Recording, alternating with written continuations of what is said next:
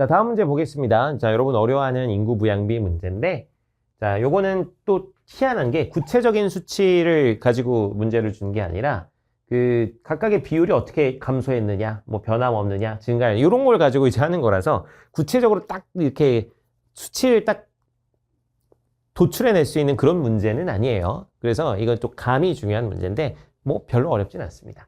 자, 한번 가볼게요. 조건을 한번 보겠다.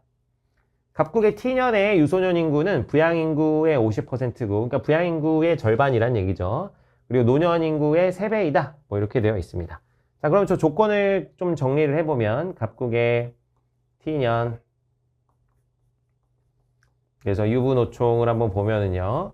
그 유부노총 중에서 그럼 가장 작은 건 뭐예요? 노년 인구죠. 그럼 노년 인구부터 시작해보면 이걸 10A로 잡는다면 노년 인구의 3배다, 유소년 인구가. 그럼 이제 몇 A가 된다, 여러분? 30A가 된다. 그러면 이제 부양 인구의 50%라 그랬으니까 부양 인구의 절반이란 얘기죠. 그럼 부양 인구는 얼마가 된다? 60A가 된다. 이렇게 볼 수가 있습니다. 그럼 총 인구는 얼마예요? 총 인구는 100A다. 이렇게 볼 수가 있겠죠. 자, 그래서 이제 여기 T 플러스 이제 T년에서 A 시기를 거쳐서 T 플러스 30년이 되고, 그 다음에 B 시기를 거쳐서 T 플러스 50년이 된다. 뭐 이런 얘기입니다. 그래서 A와 B 시기 동안 전체 인구의 변화는 없대요. 그럼 총 인구는 계속 100A 뭐 이렇게 된다는 거야.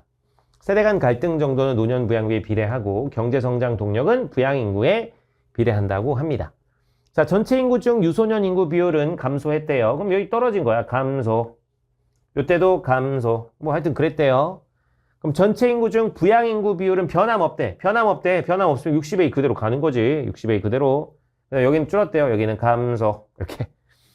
자, 유소년 부양비가 어떻게 되느냐 이렇게 나와 있는데, 유소년 부양비는 이건 사실 여기 A식에 감소되는 건 뻔해요. 왜 그러냐면 부양인구, 분모인 부양인구는 그대로인데 유소년이 줄었으니까 이건 사실 당연한 거야.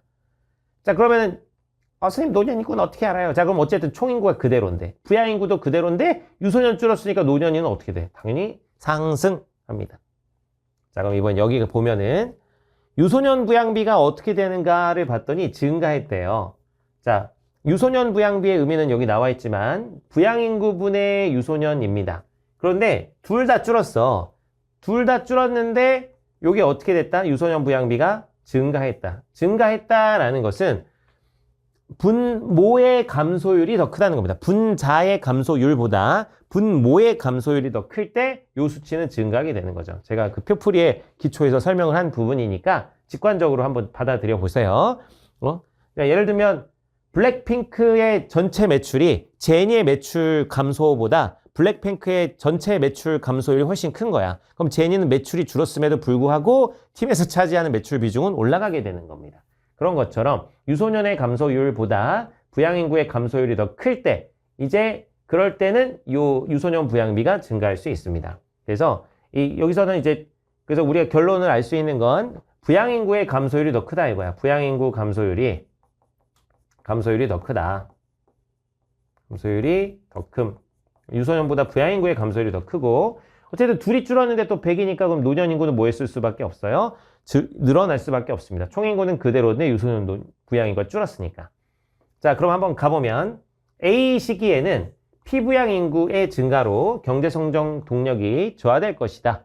뭐 이렇게 되어 있는데, 경제성장 동력은 부양 인구에 비례하는데 부양 인구가 그대로예요. 그리고 피부양 인구는 유소년 준 만큼 노년이 늘었을 테니까 피부양 인구도 변화가 없습니다. 왜냐하면 총 인구 100 그대로니까. 그래서 이건 틀렸고요.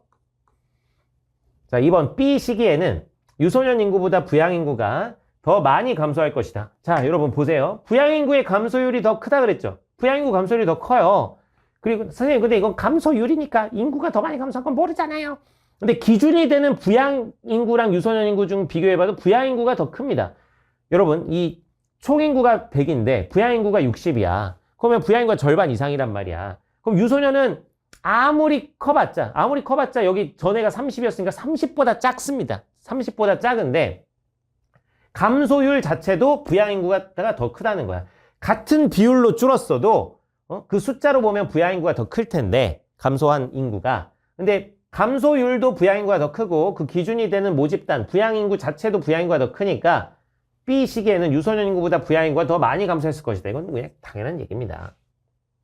그래서 3번. 세대 간 갈등 정도는 노년 부양비에 비례한대요. 그러면은 노년 부양비를 보면 되니까 B 시기 이렇게 보면 B 시기는 노년 부양비가 여기 보면 부양인구 줄고 노년이 늘었죠. 부양인구는 줄고 노년이 늘었으니까 이거는 뭐 부양인구 구체적으로 노년 부양비를 구체적으로 구할 수는 없지만 이 A 시기보다 B 시기에 당연히 저기 노년 부양비가 커졌을 거예요. 부양인구는 줄고 노년은 늘었으니까. 그래서 당연히 요 B 시기에 더 심각할 것이다 입니다. 그래서 B 시기보다 A 시기가 아니라 거꾸로 돼야겠죠. 그래서 앞뒤가 바뀌어야 된다라고 볼 수가 있겠고요.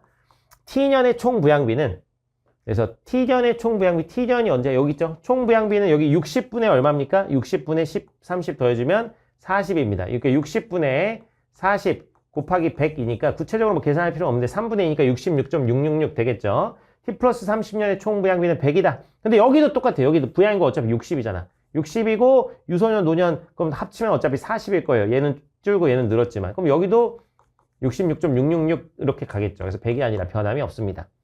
그래서 T 플러스 50년의 노년 인구는 T 플러스 50년의 노년 인구는 T년보다 많고 노년 인구는 계속 늘어왔죠. 10의 늘었고 그래서 T년보다 많고가 많습니다.